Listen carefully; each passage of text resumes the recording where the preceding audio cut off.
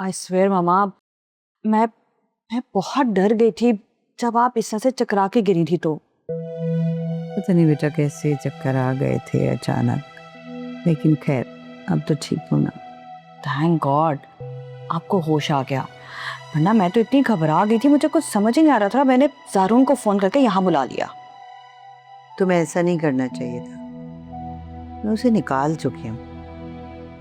अब अगर वो यहाँ आएगा और मुझे बीमार देख के, तो उसे लगेगा शायद मुझे उसकी ज़रूरत पड़ गई है।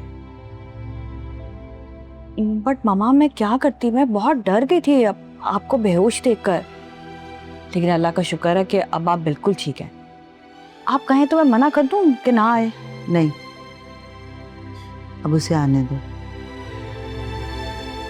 हो सकता है अपनी माँ को इस हाल में देख के उसका जो सफ़ेद खून है वो सुर्ख हो जाए और वो एहसास कर ले हमारा भी। वैसे मामा पापा बिल्कुल ठीक नहीं कर रहे आपके साथ। आपकी इतनी सालों की कुर्बानी और रफाकत का ये सिला देने चले थे वो आपको। इसीलिए तो कहती कि औरत को किसी मर्द का भरोसा नहीं करना चाहिए, और ना ही उसके जाने का दुख और गम।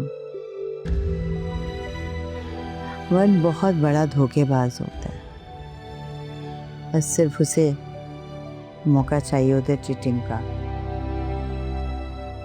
ठीक कह रही हैं आप। अब आप अरहम को ही देख लें, हर वक्त सिर्फ अपनी माँ और बहन के पीछे लगे रहते हैं। मुझे तो कभी इम्पोर्टेंस दी ही नहीं उन लोगों ने। छोड़ दो उसे, भूल जाओ। जिसने तुम्हारी परवाह नहीं की, उसके लिए तुम भी अपने आंसू और लम्हे जाया मत करो।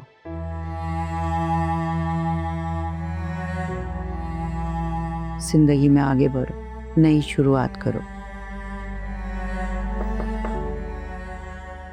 बेगम साहिबा, बाहर ज़ारून पापा आए हैं, उनके साथ एक लड़की भी है।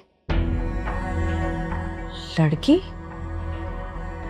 मामा यकीनन ये वही लड़की होगी जिसके साथ ज़ारून ने निकाह पढ़ाया है। चले अच्छे से खबर लेते हैं उसकी चल के। नहीं, कोई जरूरत नहीं है जाने की, उसे यहीं भेज दो।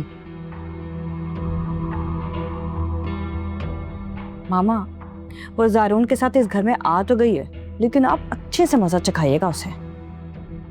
आने तो दो और देखती जाओ।